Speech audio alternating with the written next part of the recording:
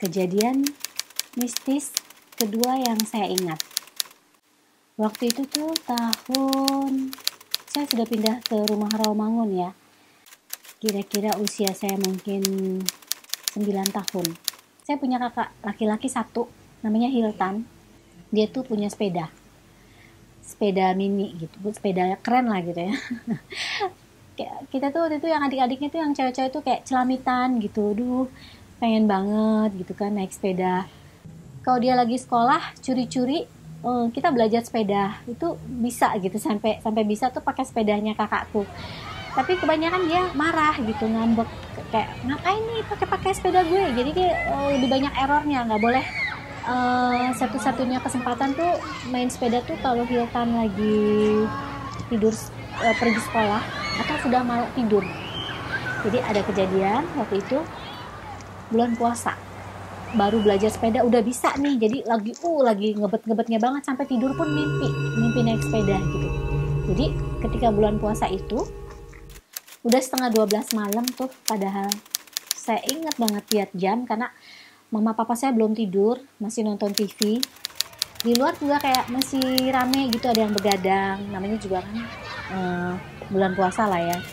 Terus saya tuh pamit sama orang tua saya, mau keluar bawa sepeda gitu. Terus orang tua saya tuh kayak ngerti bahwa oh iyalah mungkin kalau anak laki-lakinya bangun pasti nggak diizinkan gitu kan, nggak akan diizinkan main sepeda. Udah katanya jangan lama-lama, di depan rumah aja gitu kan. Akhirnya saya berdua tuh sama adik saya, Rima namanya. Niatnya itu mau cuma 15 menit, 20 menit, setengah 12 malam kan, ya udahlah.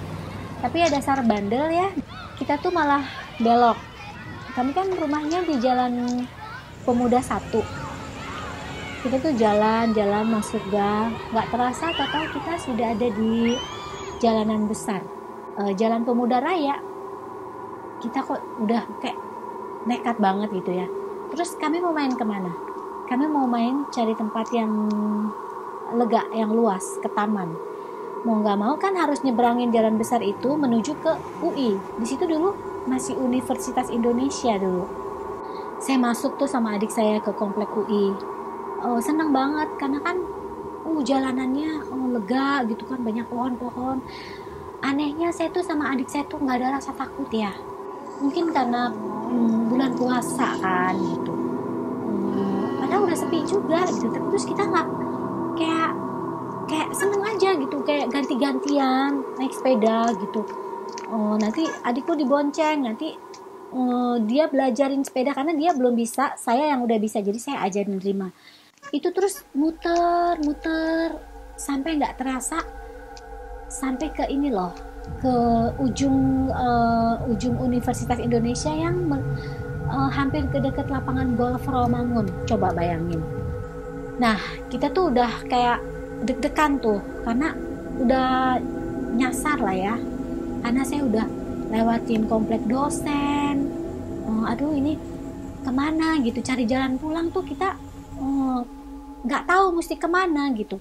Lewat sini nggak tahu, lewat sini nggak tahu, sampai akhirnya kita ketemu masjid. Itu di daerah komplek UI itu ada masjid besar sekali. Itu kita sampai ke sana, muter lagi, kita nyasar lagi, nggak tahu jalan mana. Nah tiba-tiba saya sama Rima itu melihat kayak dari ujung ya, kayak ada yang pakai mukena, tapi cuma bahunya gitu kan, bahunya sama. Dulu kan belum lazim orang pakai hijab tuh, belum lazim zaman dulu, maksudnya masih jarang ya. Jadi kalau orang pasti pakainya kayak mukena, kita ngebayangin itu orang pakai mukena mau ke masjid gitu. Wah udah ada orang nih gitu. Kita pikir kita udah kelamaan main nih, udah mau sholat subuh, berarti sampai udah ada orang ke masjid gitu kan. Tapi masjid kan di sebelah kanan. Tapi kenapa ini orang malah membelakangi kami, kayak setelah dari masjid gitu. Begitu kami kejar, pasti itu jalan keluar atau gimana, entahlah, pokoknya kami kayaknya pengen mau nanya sama ibu itu. Kami kejar sama Rima.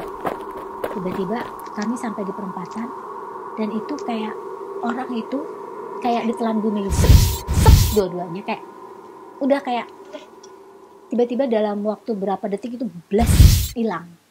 Saya sama adik saya yang namanya kita saling tengok, kita tuh udah sadar dulu itu tuh bukan manusia lah, itu makhluk jenis lain. Kita tuh berdua yang mulai nangis, mulai yang aduh gimana sih, anak kecil kan. Kebayangnya zaman dulu saya begitu nekatnya gitu. Coba kalau itu diculik atau aduh, kalau zaman sekarang mungkin udah terjadi hal-hal yang tidak diinginkan ya. Kita tuh akhirnya sambil nangis-nangis, sambil apa nyasar, akhirnya ketemu juga jalan nembus lagi ke daerah seberangnya Nyonya Suharti. Wah, kita akhirnya pulang dari situ, kita udah tahu jalan kan. Nyebrang sepeda di kayak di setengah dipanggul gitu kan. Segede gitu coba. Untung jalanan kan sepi kan, biarpun jalan raya pemuda segitu besar dulu masih sepi. Akhirnya kita pulang ke rumah. Saya ingat banget sampai rumah waktu itu jam 2:04. Kita 2 jam setengah itu gak karu-karuan sampai ketemu makhluk yang itu, yang pakai mukena gitu. Saya nggak lupa deh, 2 dia. Jadi jalan tuh cepet kayak dul gitu. Iya, orang kayak pakai mukena. Mungkin kalau sekarang aduh aku nggak tahu. Aku nggak bilang pocong deh, karena memang nggak ada kuncungannya. Dia tuh cuma kepala sampai sebahu. Itu pakai kain putih gitu. Jalannya cepet 2 gitu. Ya kita ikutin kan, ya itu. Begitu kita ikutin, kita sampai dari jauh kita lihat mereka tuh kayak masuk ke dalam tanah.